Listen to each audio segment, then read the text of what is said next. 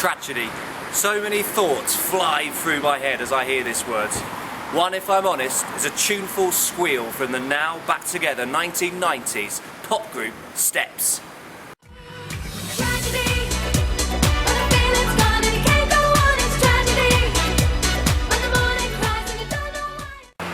Look at those coordinated hand movements. Magnificent. Another image prompted by the word tragedy is, at the moment, England playing Germany at Euro 1996, and Gareth Southgate missed that penalty. Sudden death, but Gareth Southgate's effort was saved. So if Moller could beat Seaman, Germany go through. Yes, I was there, and yes, somehow I felt it was my fault. A cursory glance at a rather miserable pocket-sized school dictionary says limply that a tragedy is an event or situation that is disastrous or very sad. And then, of course, there is the magnificent Shakespearean tragedy. Romeo and Juliet, Hamlet, Titus Andronicus, Othello, Macbeth, King Lear. For these plays, of course, such a wretched definition will not suffice. This essay will explore exactly what a Shakespearean tragedy is, aided by trusty A.C. Bradley's celebrated work. So stay tuned, you're watching Schofield on Shakespeare.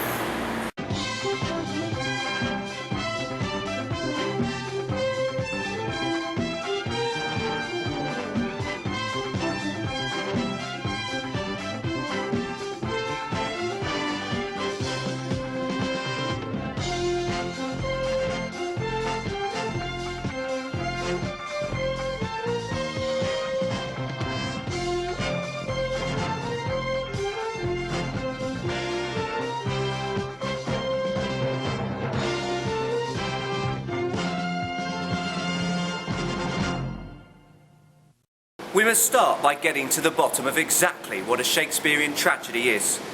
In the substance of Shakespearean tragedy, Bradley points a picture of generally one individual who dies, who is great in some way, whose actions lead to unspeakable suffering, which contrasts enormously with previous stability and success, and is usually out of proportion to the original act.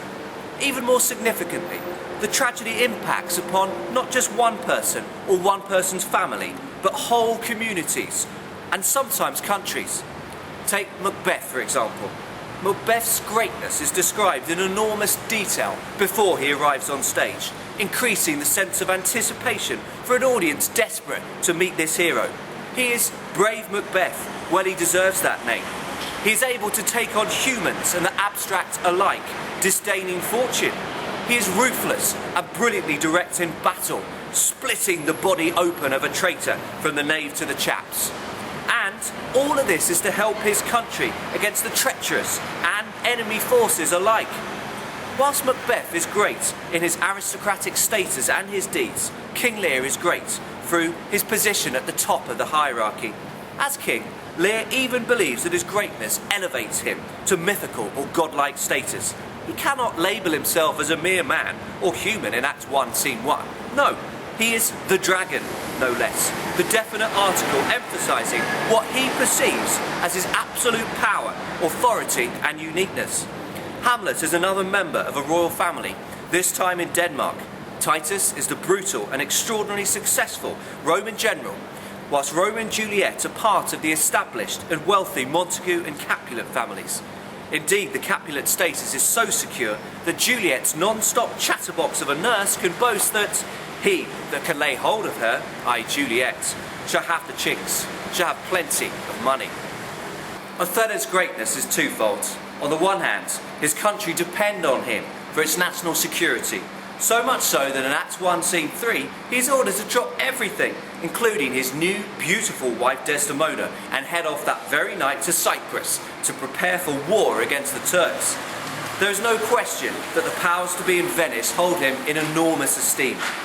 Even though a governor is present in Cyprus, the Duke feels it is essential Othello heads there immediately and tells him frankly, "Othello, the fortitude of Cyprus is best known to you, and though we have there a substitute of more allowed sufficiency, yet opinion, a more sovereign mistress of effects, throws a more safer voice on you." So, it is not just the dukes and various senators who rate Othello so highly, but the ordinary person too. However, Othello's greatness is also seen in his dignified character and nobility of language. When first accused of seducing Desdemona by underhand means or sorcery, he honourably offers to be demoted professionally, even to be put to death if these charges are proved to be correct. He tells the Duke, "If you do find me foul in her report, the trust, the office I do hold of you, not only take away, but let your sentence even fall upon my life." This is rare, old-fashioned principles indeed, being prepared to die if it is proved you have acted deceivingly or dishonourably. So Shakespeare's tragic heroes are not poor, and not of low status, and not ordinary or commonplace. And because of this, when they fall from their lofty positions, their suffering is all the more compelling, gripping, piteous. In King Lear, the proud king, who must needs be accompanied by 100 knights and squires, is left to embrace shelter in a hovel, a humble, open shed, usually used for animals, not kings, and to declare that his new, degraded, desperate situation, for him vile things are precious. In Titus, the Roman general, who is asked to put himself forward as emperor, be candidatus then, and put it on, finds his voice sucked up and completely silenced as he lies down on the floor to beg for pity for his falsely and deviously accused sons. His enormous descent from pride and greatness is seen in his beseeching words to the ground.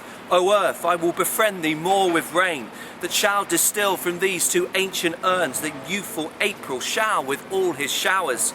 His eyes have lost their humanity and metaphorically become receptors of human ashes, urns, whilst his isolation is seen in his need to make a friend out of the land. The Scottish fighting hero and thane, Macbeth's suffering, is more bloody-minded and desperate, but he himself acknowledges how far he has fallen from the esteemed figure at the beginning of the play.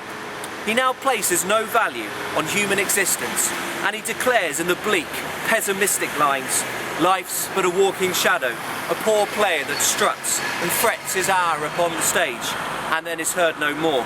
It is a tale told by an idiot, full of sound and fury, signifying nothing." The imagery of shadows suggests that Macbeth now feels life has no real meaning or substance, whilst the reference to the tale being told by an idiot shows how he now feels a sense of the bewildering lack of order in the universe. This is likewise a huge descent from the high praise, promotion and gratitude of Act 1. But crucially, the initial actions that lead to suffering, that result in a descent from greatness for our tragic hero, impact more than one person. In fact, these actions can impact upon whole swathes of people, whole countries. Look at Act 2, Scene 4 of Macbeth. Macbeth has only just embarked upon his journey into despair and darkness by killing Duncan, but already an old man with great experience of the world reveals that the sore night just gone has been the most extraordinary in 70 years. He refers to animal cannibalism, an owl bizarrely attacking a falcon, both of which imply that the Macbeth's actions have led to a revulsion within nature herself. This theme is continued in Act 3, Scene 6 of Macbeth, with Lennox demanding that a swift blessing may soon return to this our suffering country under a hand accursed.